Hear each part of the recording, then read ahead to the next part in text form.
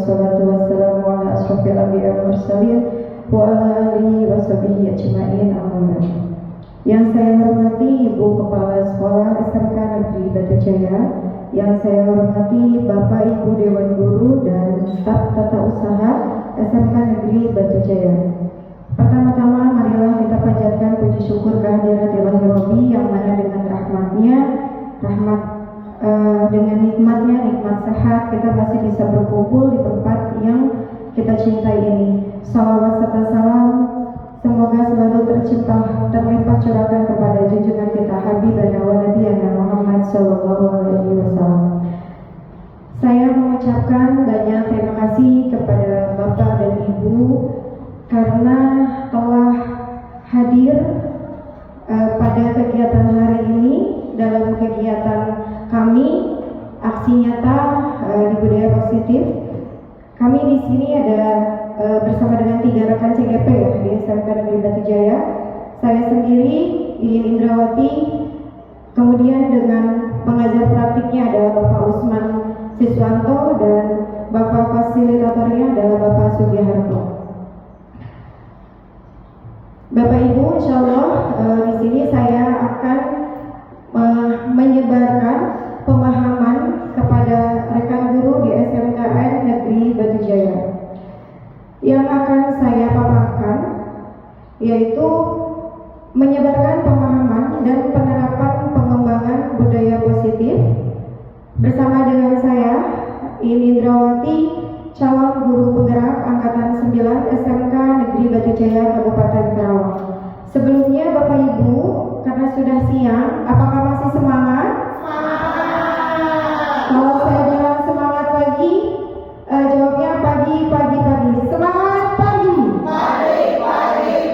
Selamat pagi. SMK bisa. SMK bisa. SMK bisa. SMK Negeri Batu Jaya luar biasa. Tepuk tangan untuk kita. Baik Bapak Ibu, terima kasih atas semangatnya. Saya beruntung sekali bisa berada di depan ini bersama dengan Bapak Ibu guru hebat yang ada di SMK Negeri Batu Jaya. Nah, Bapak Ibu, sebelum saya masuk ke budaya positif, saya mau bertanya dulu nih, ya. Bapak Ibu kalau mendengar kata budaya positif, apa yang ada di dalam benak Bapak dan Ibu? Boleh? Ada ya?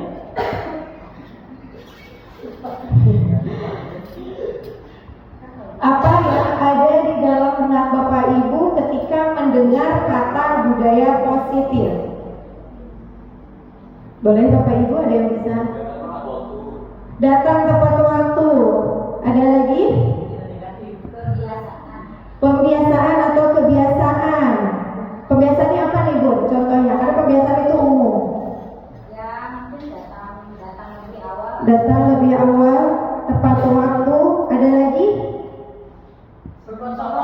Senyum, sapa, salam, gotong royong, betul sekali. Jawaban Bapak Ibu luar biasa ya, keren. Betul Bapak Ibu. Budaya positif ini, kemudian saya tanya, budaya positif ini harus atau penting atau tidak diterapkan di sekolah kita Bapak Ibu? Penting ya, memang betul. Budaya positif ini sangat penting dan memang harus diterapkan di sekolah kita, terutama di SMK Negeri Batu Jaya. Dan kenapa alasannya budaya positif ini harus diterapkan? Karena dalam atau ketika sudah memahami budaya positif, kita dapat menumbuhkan motivasi intrinsik atau motivasi diri yang ada pada siswa kita. Ya, kemudian selain siswa, pemahaman budaya positif ini harus oleh siapa? Oleh kita Bapak Ibu sebagai guru. Kemudian kita wajib menyebarluaskannya kepada seluruh warga sekolah. Ya, kepada seluruh warga sekolah untuk pemahaman budaya positif ini, terutama sudah jelas adalah peserta didik kita. Karena apa? Karena ketika peserta didik kita sudah paham terhadap budaya positif, maka akan menjadikan siswa kita akan menjadi siswa yang mempunyai karakter yang baik, kemudian bertanggung jawab, kemudian mandiri, serta berakhlak mulia sesuai dengan filosofi Ki Hajar Dewantara, yaitu untuk mewujudkan profil pelajar Pancasila. Baik Bapak Ibu, konsep inti budaya positif yang nanti mungkin akan saya bahas ada 8 Bapak Ibu. Waktunya cukup lumayan panjang dan materinya cukup lumayan banyak. Yang pertama adalah perubahan paradigma belajar. Kemudian yang kedua, disiplin positif. Yang ketiga, nilai-nilai kebajikan. Yang keempat, kebutuhan dasar manusia. Yang kelima, motivasi perilaku manusia. Yang keenam adalah posisi kontrol guru. Yang ketujuh, keyakinan kelas. Dan yang kedelapan adalah segitiga restitusi. Nah, Bapak Ibu, yang pertama itu tadi adalah perubahan paradigma belajar. Atau di sini kita namakan atau kita belajarkan sebagai pembelajaran dengan paradigma baru. Pembelajaran paradigma baru adalah pembelajaran yang berorientasi pada penguatan kompetensi dan pengembangan karakter sesuai dengan nilai-nilai Pancasila. Nah, Bapak Ibu, saya mau tanya sekarang. Bapak Ibu kan pernah mendengar dua istilah mungkin ya. Yang pertama adalah pembelajaran yang berpihak pada guru, dan yang kedua pembelajaran yang berpihak pada murid. Nah, sekarang mau saya tanya nih Bapak Ibu. Bapak Ibu sekarang menggunakan yang mana Bapak Ibu? Pembelajaran yang berpihak pada murid. Baik, terima kasih. Luar biasa ya. Di sini ada Ibu Kepala Sekolah, Ibu. Alhamdulillah berarti guru-guru di SMK Negeri Batu Jaya sudah menggunakan pembelajaran yang berpihak pada murid, ya itu sudah sesuai dengan filosofi Ki Hajar Dewantara ya Bu. Kemudian kenapa kita harus pembelajaran pada murid Bapak Ibu? Karena apa? Karena seyogyanya atau idealnya kita memang sudah menggunakan pembelajaran itu pada murid. Karena apa? Karena pembelajaran dengan paradigma baru ini itu adalah merupakan pembelajaran yang dirancang berdasarkan pembelajaran diferensiasi. Penting nggak sih pembelajaran diferensiasi ini? Sangat penting sekali Bapak Ibu. Karena apa? Karena di sini ada prinsipnya ya. Tidak hanya datang ke kelas kemudian kita berceramah sebatas itu saja. Kemudian kenapa kita harus menggunakan atau berprinsip pada pembelajaran berdiferensiasi? Karena pembelajaran diferensiasi ini supaya kita itu tahu kebutuhan dari siswa kita. Jadi kita itu mengajar sesuai dengan kebutuhan siswa. Ya, kita mengajar sesuai dengan kebutuhan siswa kita.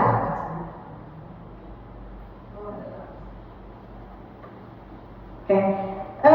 Kemudian kalau contoh misalkan bagaimana cara mengakomodirnya? Nah, cara mengakomodirnya itu Bapak Ibu kita menggunakan pembelajaran yang tadi sudah saya sampaikan, yaitu pembelajaran berdiferensiasi. Karena apa? Karena seyogyanya bahwa pendidikan itu atau sifat guru itu adalah menuntun atau memberikan contoh teladan yang baik. Dan pembelajarannya yaitu pembelajaran yang berpihak pada murid, yang dimana pembelajaran berpihak pada murid kemudian guru itu adalah sebagai penuntun atau menuntun itu adalah sesuai dengan filosofi Ki Hajar Dewantara dan untuk mewujudkan profil pelajar Pancasila. Nah, Bapak Ibu, di sini ada 6 elemen profil pelajar Pancasila. Yang pertama adalah beriman, bertakwa kepada Tuhan Yang Maha Esa dan berakhlak mulia. Di sini mungkin sifat religius siswa ya. Kemudian yang kedua adalah berkebinekaan global. Kemudian yang ketiga adalah bergotong royong. Nah, bergotong royong ini Bapak Ibu tidak hanya terfokus pada kegiatan kebersihan saja gitu ya. Tapi bergotong royong di sini apa Bapak Ibu? Berkolaborasi ya, berkolaborasi antara guru dengan siswa atau guru dengan rekan sejawat atau semua stakeholder yang ada di sekolah. Kemudian kreatif, kita harus bisa menumbuhkan pemikiran kreatif yang ada pada siswa kita. Kemudian bernalar kritis, ya. Kemudian mandiri sudah jelas karena dengan adanya pembelajaran berdiferensiasi, kemudian tadi dengan budaya positif kita akan menumbuhkan kemandirian, kemudian rasa tanggung jawab dari siswa. Itu ya Bapak Ibu untuk 6 elemen profil pelajar Pancasila. Kemudian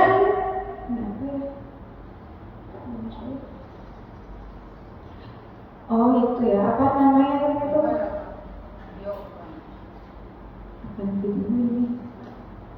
Oke Bapak Ibu lanjut saja ya. Perubahan paradigma stimulus respon terhadap teori kontrol. Yang tadi itu kalau tidak salah itu tentang ilusi Bapak Ibu ya, tentang ilusi, tentang kita bagaimana mengontrol siswa ya. Jadi kalau misalkan contoh ada 4 macam kalau nggak salah ya ilusinya itu. Salah satunya itu adalah di mana kita, kalau misalkan kita ini sebagai guru, apakah kita betul sudah yakin bisa mengontrol siswa kita? Tuh kan ya. Contoh misalkan siswa melakukan sesuatu yang kita perintahkan. Siswa melakukan iya, tapi apakah itu sesuai dengan kontrol kita Bapak Ibu? Belum tentu. Ya, jadi ada beberapa ilusi-ilusi di mana bahwa siswa itu akan melakukannya. Itu yang pertama mungkin ya ilusinya kalau kita berilusi bahwa oh iya siswa ketika kita sudah perintahkan kemudian melaksanakan, oh siswa itu sudah berubah. Nah itu hanya ilusi Bapak Ibu. Karena apa? Karena kalau misalkan siswa melakukannya itu tidak didasari dari motivasi intrinsik atau motivasi diri perubahannya, itu artinya motivasinya baru dari kita Bapak Ibu, yaitu motivasi yang dari luar. Sedangkan dari luar ya, sedangkan yang kita butuhkan itu motivasi yang betul-betul ditumbuhkan dari dalam diri siswa itu sendiri atau dari diri sendiri ya. Bisa jadi siswa itu dalam melakukan tugasnya atau dalam melakukan pekerjaannya atau ketika kita menyuruh anak-anak itu untuk melakukan satu hal dilakukan iya. Bisa jadi satu karena bujuk rayu dari kita. Ya kan? Contohnya misalkan ayah nanti kalau kamu mengerjakan nanti ibu kasih. Nah itu ya Bapak Ibu. Kemudian bisa jadi ketika si anak itu melakukan, bisa jadi dari ketakutan. Ya, apakah kita ini tipe guru yang killer gitu kan ya? Nah sehingga anaknya itu oh iya mau melakukan. Nah itu ilustrasi Bapak Ibu. Kita tuh belum tahu bahwa siswa itu betul-betul berubah atau belum, kita belum tahu. Kemudian melakukannya itu karena kita sudah menjadi seorang yang dewasa ya daripada anak-anak, sehingga akhirnya anak itu lebih mau mengikuti atau lebih mau melakukan perintah dari kita sebagai guru. Itu belum ya Bapak Ibu. Jadi kontrol-kontrol itu hanya ilusi Bapak Ibu ya. Jadi kenapa saya bilang ilusi? Ketika nanti si anak itu atau kita lemah, anak itu akan melakukan penyimpangan lagi. Itu yang dinamakan dengan ilusi itu ya. Kemudian perubahan paradigma. Nih Bapak Ibu, perubahan paradigma itu ada berdasarkan stimulus respon tentang dunia, kemudian ada teori kontrol. Yang pertama adalah kalau berdasarkan stimulus respon, kebutuhan kita sama. Tapi kalau berdasarkan teori kontrol, realitasnya kebutuhan kita itu berbeda. Betul Bapak Ibu. Kebutuhan saya dengan kebutuhan Bapak Ibu berbeda. Begitupun kebutuhan siswa. Setiap siswa itu pasti mempunyai kebutuhan yang berbeda-beda. Tidak bisa disamaratakan kebutuhannya. Kemudian semua orang melihat hal yang sama. Itu di stimulus respon. Tapi kalau di teori kontrol, setiap orang memiliki gambaran berbeda. Ya, pasti itu tidak mungkin sama semua orang. Kemudian kita mencoba mengubah orang agar berpandangan sama dengan kita. Itu berdasarkan stimulus respon. Tapi kalau berdasarkan teori kontrol, kita berusaha memahami pandangan orang lain tentang dunia. Kemudian ada lagi stimulus respon mengatakan perilaku buruk dilihat sebagai suatu kesalahan. Ya, tapi di teori kontrol semua perilaku memiliki tujuan Bapak Ibu. Jadi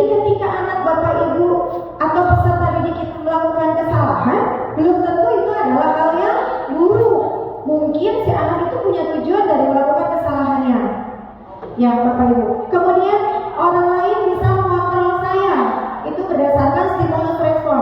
Tapi berdasarkan teori kontrol, hanya Anda yang bisa mengontrol diri Anda. Ini kembali lagi ke motivasi apa Bapak Ibu? Motivasi intrinsik atau motivasi diri, ya, bahwa yang bisa merubah atau yang bisa mengontrol itu hanya diri kita sendiri. Kita mau memaksa siswa untuk ayo kamu harus begini, kamu harus begini, itu gak akan bisa jika memang si siswa itu sendiri tidak ada kemauan dalam dirinya untuk melakukan perubahan Bapak Ibu. Kemudian saya bisa mengontrol orang lain, itu berdasarkan stimulus respon. Tetapi berdasarkan teori kontrol, Anda tidak bisa mengontrol orang lain. Ya, yang bisa mengontrol kita itu hanya diri kita sendiri, betul. Yang bisa mengontrol siswa itu ya hanya dirinya siswa sendiri, ya Bapak Ibu ya. Kemudian pemaksaan ada pada saat bujukan gagal. Yang tadi saya bilang miskonsepsi kalau tidak salah ya, miskonsepsi kalau tidak salah. Cara tentang disiplin positif. Nah, Bapak Ibu, saya mau bertanya nih, menurut Bapak Ibu disiplin itu apa sih? Disiplin itu biasanya itu bertemunya dengan kata apa gitu? Aturan. Ada lagi?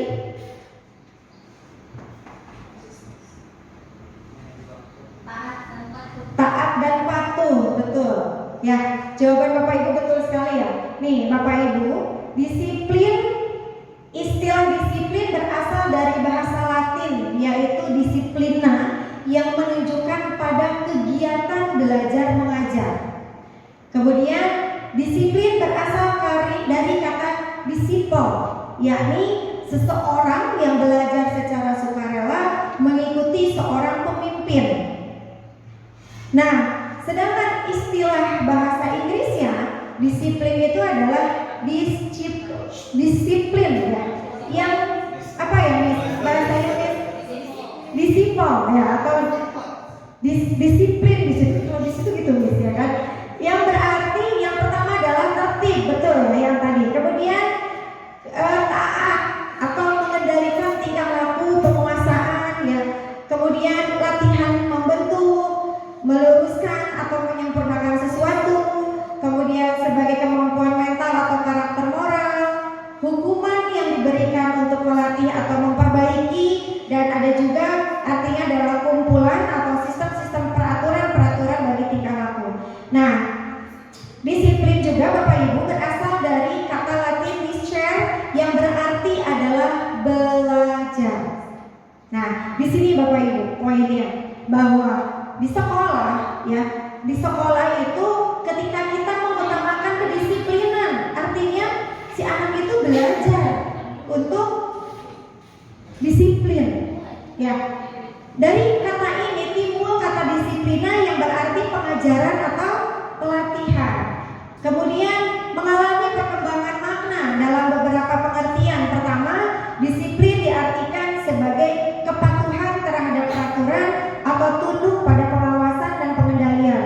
Kemudian disiplin sebagai latihan yang bertujuan mengembangkan diri agar dapat berperilaku tertib. Nah, jadi dari tadi beberapa kata istilah Bapak Ibu, disiplin ini kalau bahasa tadi adalah belajar ya.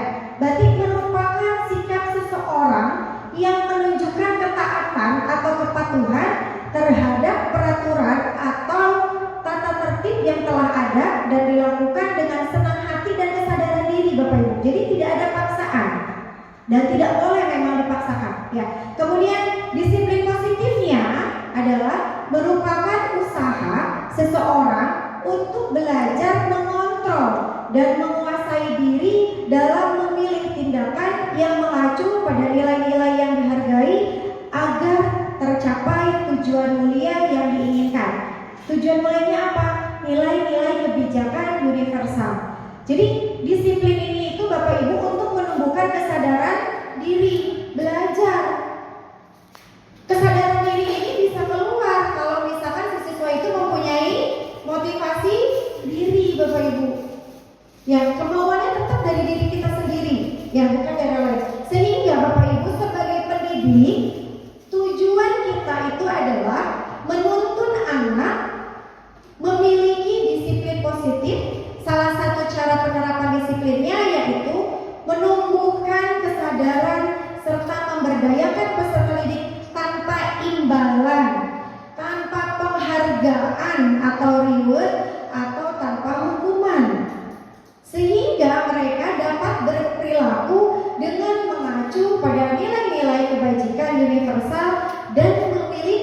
motivasi intrinsik Bapak Ibu, bukan motivasi ekstrinsik. Ya, itu adalah tujuan kita sebagai tenaga pendidik dalam hal disiplin positif. Nih Bapak Ibu, apa itu nilai-nilai kebajikan? Nilai-nilai kebajikan adalah nilai yang disepakati bersama lepas dari suku bangsa, agama, bahasa maupun latar belakang. Bapak Ibu, ini adalah contoh nilai kebijakan universal yang telah disepakati oleh beberapa institusi ya Bapak Ibu. Yang pertama ada IBO Primary Years Program atau PYP, di mana nilai-nilai kebijakannya yang pertama ada toleransi, rasa hormat, ada integritas, ada mandiri, ada menghargai, ada antusias, ada empati, kemudian ada keingintahuan, ada kreativitas, ada kerjasama, percaya diri, kemudian ada komitmen. Kemudian ada juga yang tergolong ke 9 pilar karakter Indonesia Heritage Foundation atau IHF, di mana nilai-nilainya itu yang termasuk ke dalam IHF itu adalah cinta Tuhan dan segenap ciptaannya. Kemudian ada kemandirian, ada tanggung jawab, ada kejujuran atau amanah, ada diplomatis, ada hormat, ada santun, kemudian ada dermawan, ada suka menolong, gotong royong, percaya diri, kreatif, pekerja keras, kepemimpinan, keadilan, baik dan rendah hati, toleransi, kedamaian dan kesatuan. Itu adalah nilai yang ada di IHF. Kemudian ada lagi yang ketiga Bapak Ibu, petunjuk seumur hidup dan keterampilan hidup atau lifelong goodness and life skill. Aduh maaf ya, di sini mungkin ada guru bahasa Inggris, bahasanya agak ya begitu Bapak Ibu ya. Di sini nilai-nilai yang terkandungnya adalah yang pertama ada keterampilan hidup, kemudian ada dapat dipercaya, ada lurus hati, ada pendengar yang aktif, tidak merendahkan orang lain, kemudian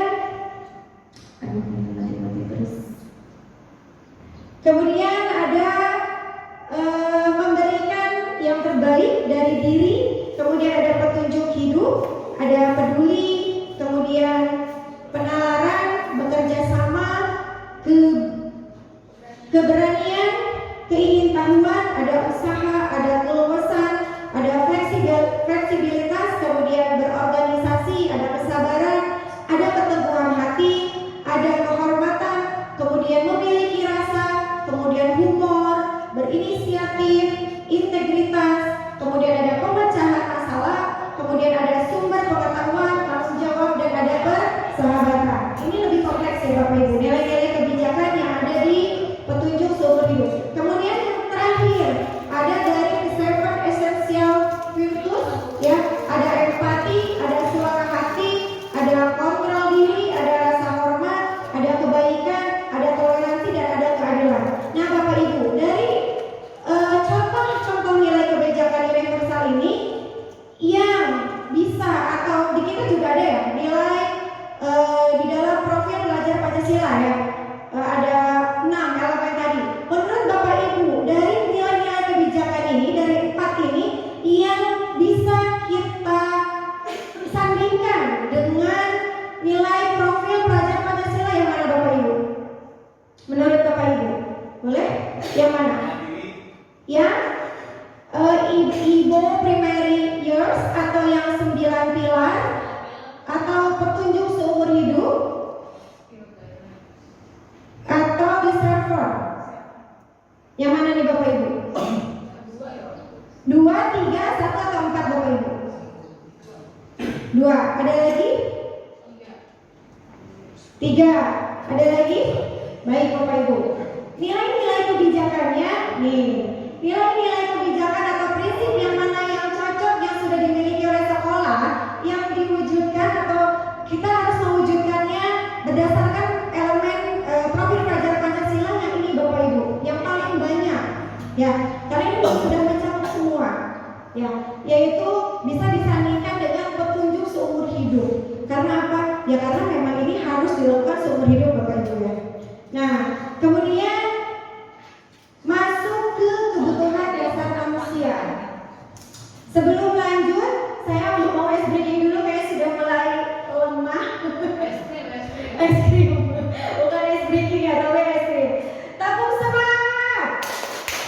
Masih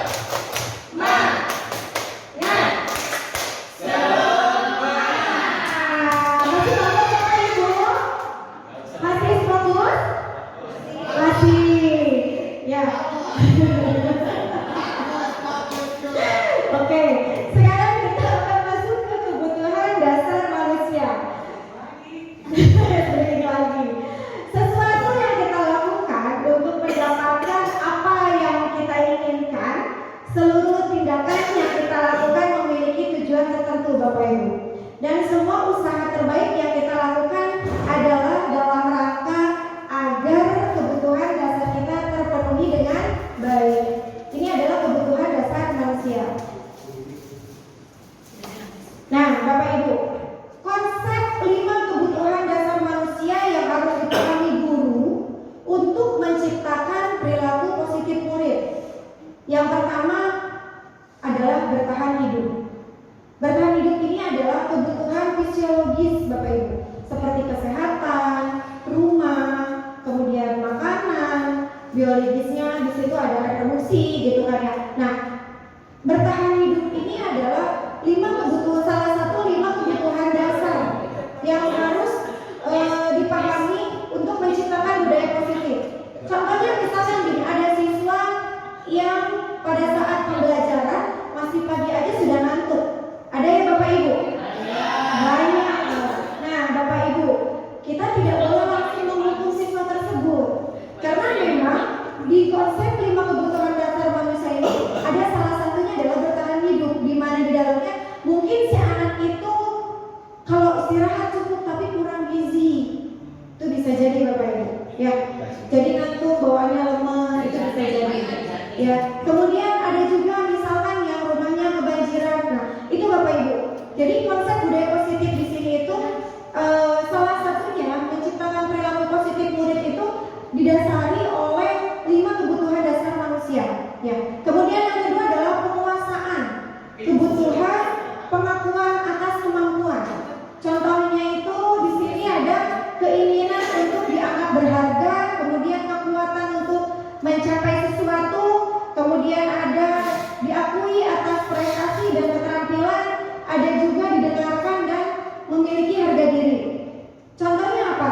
Di kelas anak-anak kita itu Bapak Ibu, ada hatinya yang sensitif, ada yang baper, ya kan? Ada juga yang kadang anak itu selalu ingin dilihat oleh gurunya. Nah, itu baper ya. Caper. Oke, ada yang caper. Nah, gitu kan. Di sini itu adalah 5 konsep dasarnya itu masuk ke penguasaan. Ya, penguasaan di mana si anak ini tuh pengen itu dihargai atau mendapatkan penghargaan atau ya seperti itu ya Bapak Ibu, pengen apresiasi, pengen terlihat paling luar. Nah, itu ya. Ini adalah penguasaan. Kemudian ada yang ketiga itu adalah kesenangan. Kesenangan ini itu adalah kebutuhan untuk mencari kesenangan, teman dan tertawa. Ya, kesenangan. Ini mah bukan anak aja, kita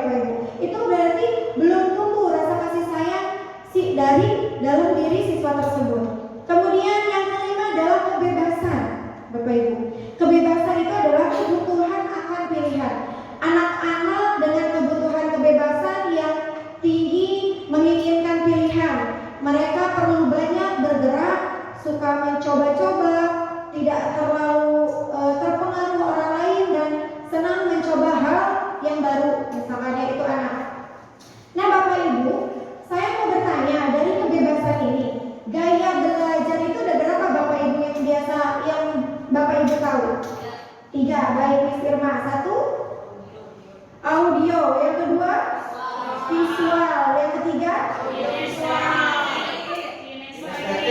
kinestetik Bapak Ibu ya. Jadi gaya belajar mana yang Bapak Ibu pakai nih? Semuanya ya. Jangan semua.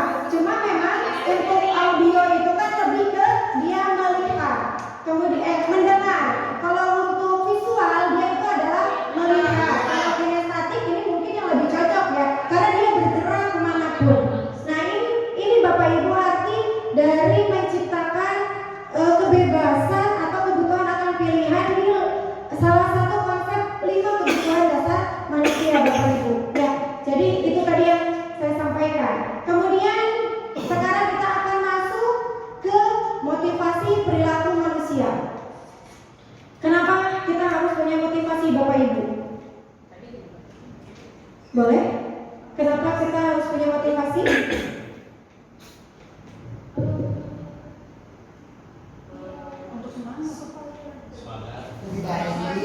Supaya semangat, betul.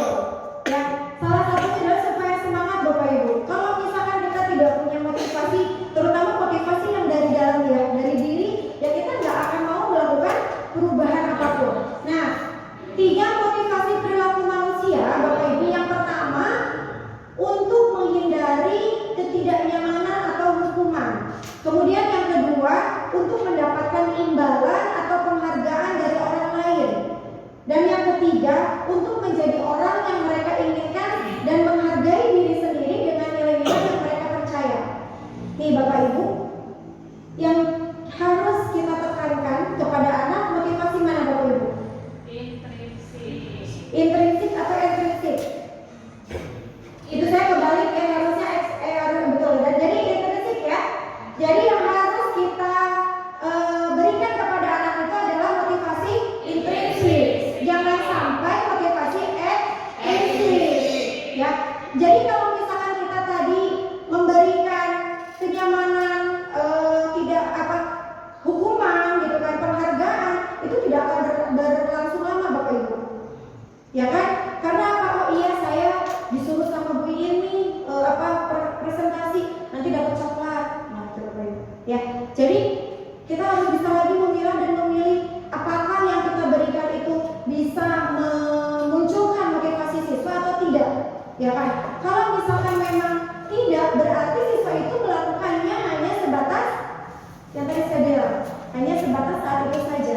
Tidak ada motivasi dalam diri. Tapi apakah semua siswa itu tidak memiliki motivasi intrinsik? Tidak juga Bapak Ibu. Pasti ada ya. Di dalam kelas itu tidak semua siswa itu motivasinya ekstrinsik, enggak. Tapi pasti ada juga yang sudah punya motivasi intrinsik, hanya kita perlu menggali potensi itu saja yang dimiliki oleh siswa kita.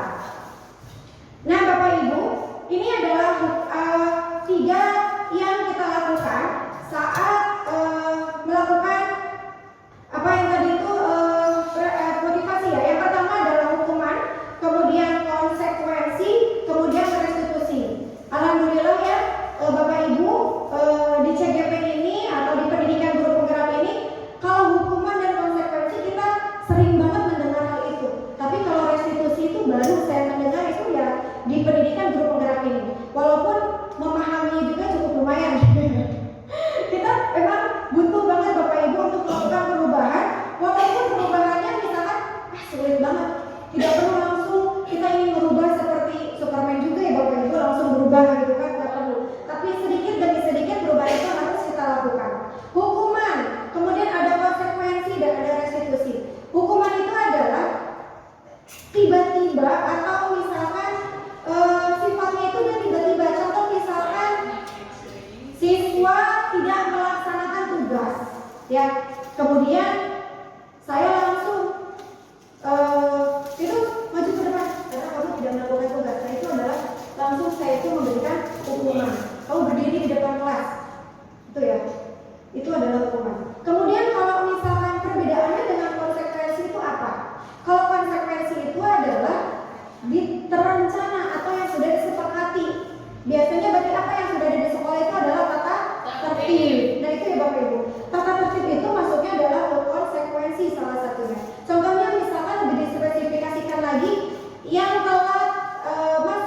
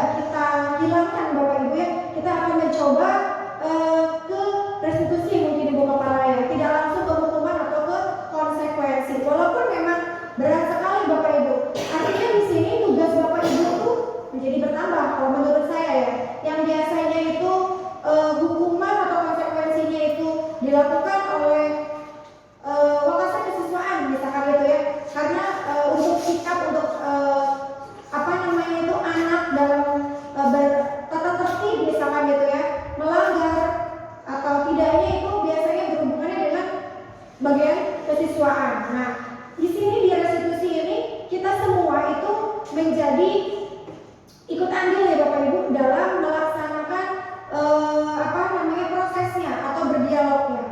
Kemudian, nah Bapak Ibu posisi kontrol guru. Posisi kontrol guru ada 5 posisi kontrol guru. Yang pertama, guru sebagai penghukum. Kemudian yang kedua, guru sebagai pembuat rasa bersalah ya. Kemudian yang ketiga itu adalah teman, posisi kita sebagai teman. Yang keempat, posisi kita sebagai pemantau. Dan yang kelima, posisi guru sebagai manajer. Bapak Ibu, saya mau tanya nih sama Bapak Ibu, di antara 5 posisi kontrol ini ya, Bapak Ibu ini berada di posisi yang mana? 1, 2, 3, 4 atau 5 Bapak Ibu? Ya, sekarang yang berjalan nih dari Bapak Ibu mengajar bertemu dengan siswa, ya saya juga sama ya. Saya itu penghukum juga iya gitu kan. Bapak Ibu kalau di 5 posisi kontrol ini tidak harus 1 ya, boleh bahkan kita juga 5-5-nya pernah gitu kan ya. Kemudian 3-nya pernah, 2-nya pernah. Nah Bapak Ibu seringnya yang mana Bapak Ibu? 1, 2, 3, 4 atau 5 Bapak Ibu? Iya Bapak Ibu. Boleh. Kadang 4 gitu ya, pemantau. Kadang 5, kemudian kadang juga 1 ya, kadang juga 2 gitu ya Bapak Ibu ya. Nih, baik Bapak Ibu, karena kita manusia ya, guru juga manusia gitu kan. Pasti kontrol atau emosinya pasti ada gitu kan ya, wajar karena 36 dalam satu kelas itu mempunyai sifat dan karakter yang berbeda. Tidak semuanya sama.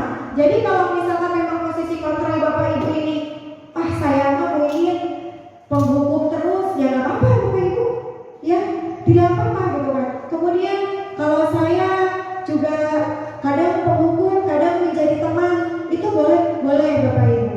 Kemudian saya juga pernah kok mungkin menjadi manajer gitu kan ya, untuk menangani masalah siswa, itu boleh Bapak Ibu ya. Atau bahkan saya kan cuma memantau aja gitu kan, itu boleh Bapak Ibu ya. Nah di antara 5 posisi kontrol ini Bapak Ibu, yang sebagai penghukum, Bu izin ya Bu ya, bentar. Yang sebagai penghukum ini tuh ada kalimat-kalimat seorang penghukum bisa menggunakan hukuman fisik maupun hukuman verbal. Di mana hukuman fisik ini Bapak Ibu, misalkan contoh siswa datang atau tidak melakukan tugas yang tadi saya sudah sampaikan, kamu berdiri sampai pelajaran selesai, itu fisik. Terus kemudian bolos sudah 5 kali tidak ada kabar misalkan gitu. Pas hadir saya suruh muter, saya suruh berdiri hormat di depan atau di bawah tiang bendera ya kan 1 jam. Nah itu adalah fisik Bapak Ibu ya. Kemudian ada juga hukuman secara psikis ya. Hukuman secara psikis itu adalah hukuman dari perkataan ya kan. Misalkan contoh, kamu bodoh, maaf ya Bapak Ibu kita gitu kan, kamu bodoh banget sih, nah gitu kan. Nah itu Bapak, itu adalah kita tuh termasuk posisi ke dalam posisi kontrol guru sebagai penghukum ya. Kemudian yang kedua, membuat orang merasa bersalah. Pada posisi ini biasanya guru akan bersuara lebih lembut ya. Pada posisi ini biasanya akan bersuara lebih lembut. Kemudian posisi kontrol sebagai teman, guru pada posisi ini tidak akan menyakiti murid, namun akan tetap berupaya mengontrol murid melalui persuasi. Misalkan contoh gini Bapak Ibu, kalau yang tadi membuat rasa bersalah itu contohnya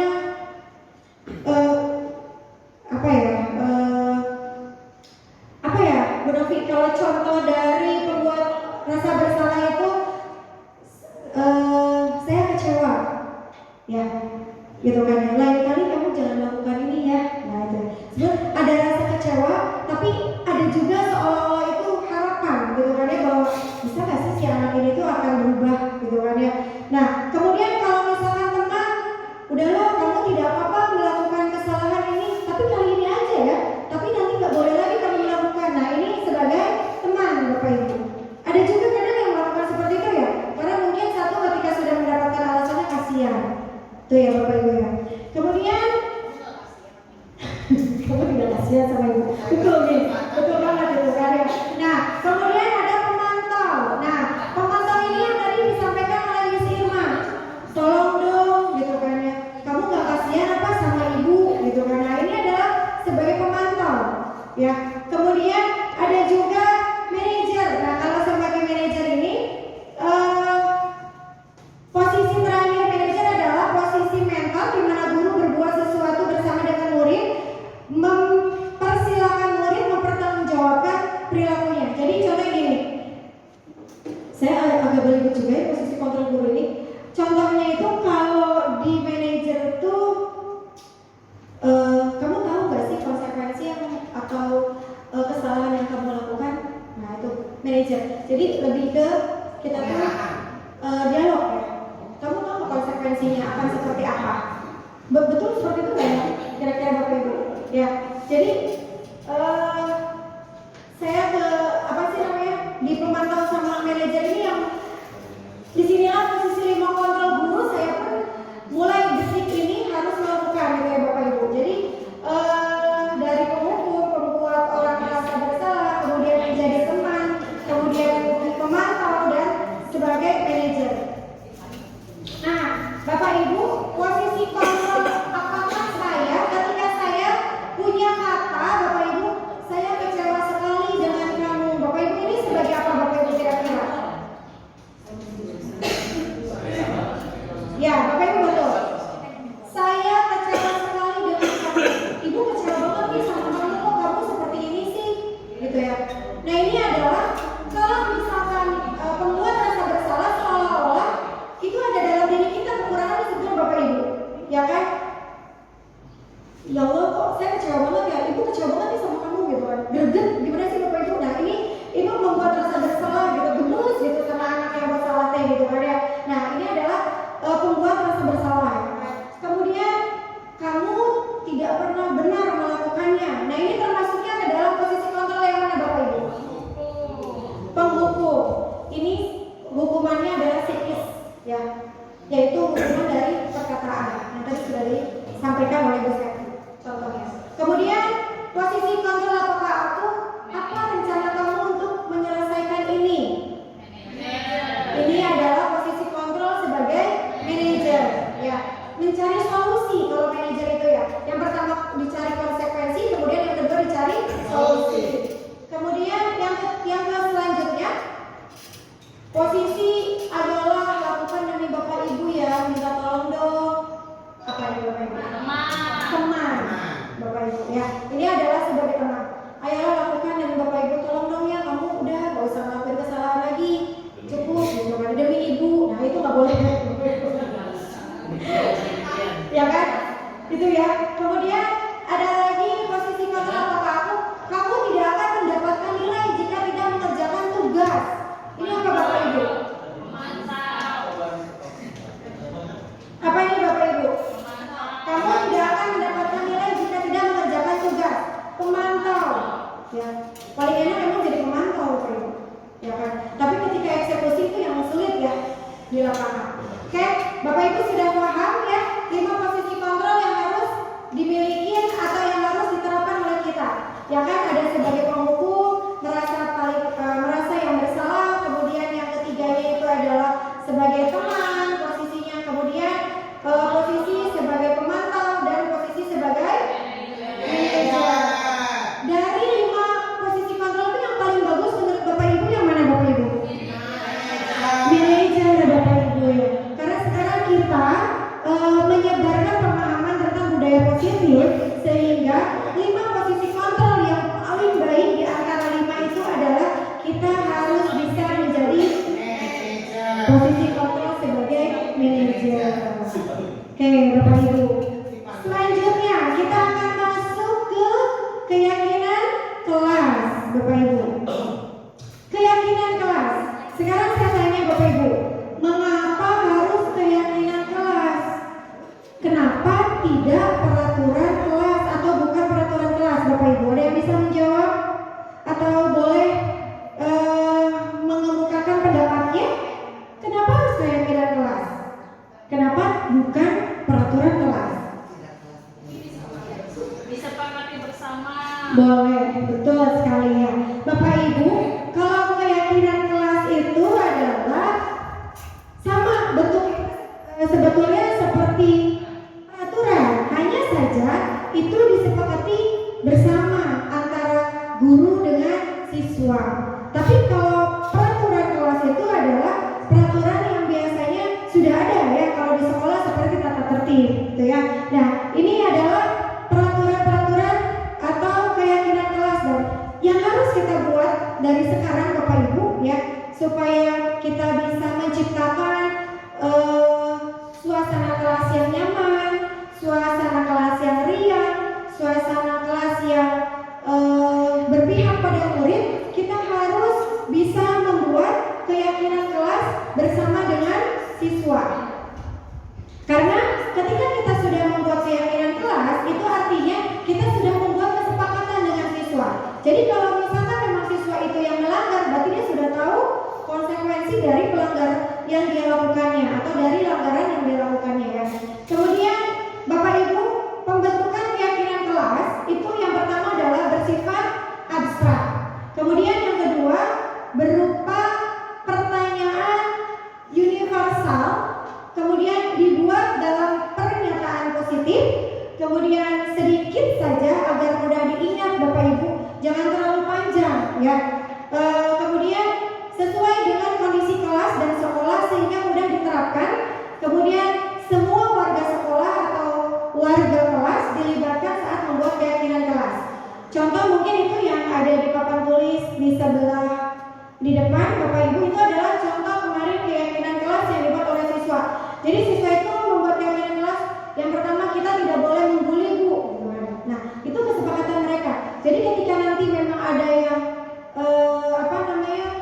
mengejek gitu kan ya salah satu teman, itu sudah tidak boleh. Karena apa? Karena kita sudah membentuk keyakinan kelas itu atau membuat kesepakatan bersama dengan siswa. Ya, contoh dari keyakinan kelas itu tidak boleh berisik, misalkan gitu. Kemudian kalau mau berpendapat, misalkan acukan tangan. Nah, ini Bapak Ibu, itu di setiap mapel, misalkan contoh keyakinan kelas saya, karena saya guru praktek berbeda misalkan dengan guru teori. Itu silakan Bapak Ibu dibuat keyakinan kelasnya masing-masing. Per guru mapel, per satu guru per mapel gitu ya. Jadi jangan disamakan. Misalkan contoh Bapak Ibu juga mendapatkan tugas tambahan sebagai wali kelas. Kita juga harus membuat kesepakatan bersama dengan siswa untuk perwalian. Ya, kesepakatannya seperti apa? Hanya saja mungkin kesepakatan atau keyakinan saat kita perwalian, kita tidak boleh sendiri antara kita dengan siswa, tapi kita harus membawa orang tua ya di sini. Nah, itu Bapak Ibu ya. Jadi siap Bapak Ibu untuk membuat keyakinan kelas? Siap? Siap. Boleh ya. Mungkin nanti akan menjadi PR nih buat ibu kurikulum aja.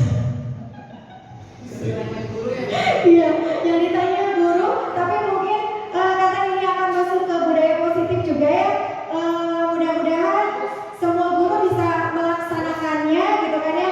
Kesepakatan ini kan yang saya tahu dengan kesepakatan ini lebih memudahkan kita sebetulnya Bapak Ibu dalam hal yang tadi ya merestitusi setiap permasalahan gitu kan ya. Kemudian nah yang tadi segitiga restitusi Bapak Ibu. Restitusi adalah proses menciptakan kondisi bagi murid untuk memperbaiki kesalahan mereka sehingga mereka bisa kembali pada kelompok mereka dengan karakter yang kuat berdasarkan atau menurut dosen 2004. Bapak Ibu, segitiga atau restitusi ini itu bukan kita menebus, bukan untuk menebus kesalahan ya. Restitusi ini bukan untuk menebus kesalahan, kemudian bukan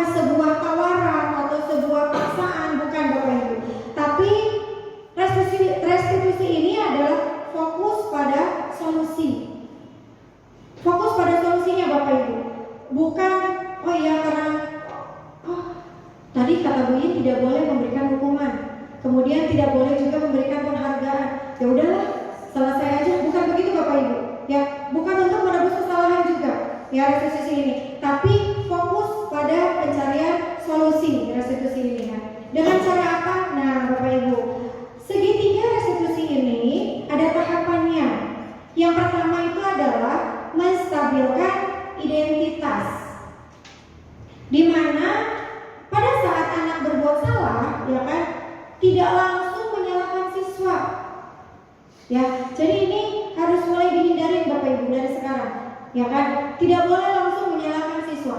Kemudian di sini dimestabilkan, kita juga bilang ke anak, ya kan, oh iya kesalahan itu memang wajar. Ibu juga pernah kok melakukan kesalahan. Nah seperti itu ya. Itu adalah menstabilkan Bapak Ibu.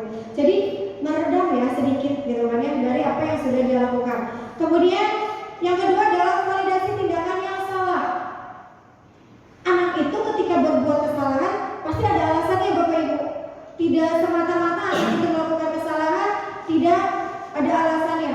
Beda hal dengan siswa yang mungkin mempunyai kebutuhan khusus ya kan, dia misalkan berbicara dengan dunia sendiri. Tapi kalau anak-anak yang di kita ini kan anak-anak yang normal, jadi tidak mungkin mereka akan berbuat salah kalau tidak ada alasan. Alasan di sini tuh banyak Bapak Ibu, bisa alasan yang ada di sekolah atau alasan yang ada di rumah ya. Kemudian yang ketiganya adalah tahap ketiganya adalah menanyakan keyakinan. Dari kesalahan siswa memperbaiki kesalahan, dari kegagalan siswa menjadi sukses, atau dari kesalahan menjadi suatu solusi. Ya, ini adalah untuk menanyakan keyakinan. Keyakinan ini tadi sudah disebutkan. Kemudian ini Bapak Ibu, menstabilkan identitas. Berdasarkan prinsip membuat kesalahan adalah bagian dari proses pembelajaran, di mana menstabilkan identitas itu Bapak Ibu bisa dengan kata-kata berbuat salah itu wajar ya nak. Berbuat salah itu tidak apa-apa, kita ini manusia kok gitu kan ya. Kemudian tidak ada manusia yang sempurna ya. Kemudian ada lagi, ibu atau bapak juga pernah kok melakukan kesalahan. Nah itu adalah kata-kata yang bisa kita pakai untuk menstabilkan identitas Bapak Ibu. Kemudian di sini ibu atau bapak bukan untuk mencari siapa yang salah, tapi ibu dan bapak ingin mencari solusi dari permasalahan. Ya. Kemudian ada juga kamu berhak merasa begitu kok. Ya. Kamu berhak kok merasa seperti itu. Nah itu adalah identitas atau menstabilkan identitas. Jadi kita tidak langsung menghukum begitu saja. Ya. Kemudian ada validasi tindakan yang salah. Berdasarkan prinsip setiap perilaku berupaya memenuhi suatu kebutuhan tertentu yang tadi ya. 5 dasar kebutuhan manusia yang tadi Bapak Ibu mengacunya. Contoh kata-kata yang bisa kita pakai untuk dalam validasi tindakan yang salah. Kamu pasti punya alasan mengapa kamu melakukan hal itu. Ya. Kemudian ada juga padahal kamu bisa ya melakukan yang lebih buruk dari ini. Ya kan? Nah, kemudian ada lagi kamu patut bangga karena telah melindungi sesuatu yang penting buat kamu. Ada lagi kamu melakukannya karena mempertahankan sesuatu yang penting bagi kamu. Nah ini adalah tindakan atau validasi tindakan. Lebih ke alasan anak itu berbuat salah pasti punya alasan yang saya bilang. Nah ini adalah bisa Bapak Ibu pakai ya untuk pertanyaan-pertanyaannya atau untuk menguatkan ketika kita melakukan tahap-tahap restitusi. Kemudian yang ketiga yaitu menanyakan keyakinan Bapak Ibu. Berdasarkan prinsip teori kontrol bahwa pada dasarnya kita termotivasi secara intrinsik. Kemudian apa intrinsik apa ekstrinsik ya? Intrinsik apa masalah? Apa kata-kata yang bisa kita gunakan? Apa keyakinan kelas kita? Jika Bapak Ibu sudah membuat keyakinan kelas. Makanya Bapak Ibu tahap pertama, Bapak Ibu merubahnya, coba Bapak Ibu membuat keyakinan kelas dulu, supaya setelah nanti Bapak Ibu membuat keyakinan kelas atau kesepakatan kelas, proses atau tahapan-tahapan restitusi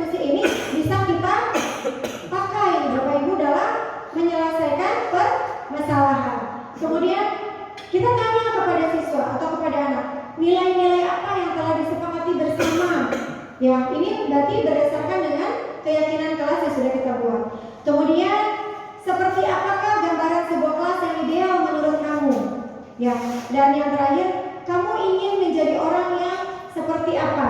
Ini adalah menanyakan keyakinan. Nah, proses dari tahapan-tahapan restitusi ini yang tadi sudah sampaikan adalah fokus untuk mencari solusi. Ya.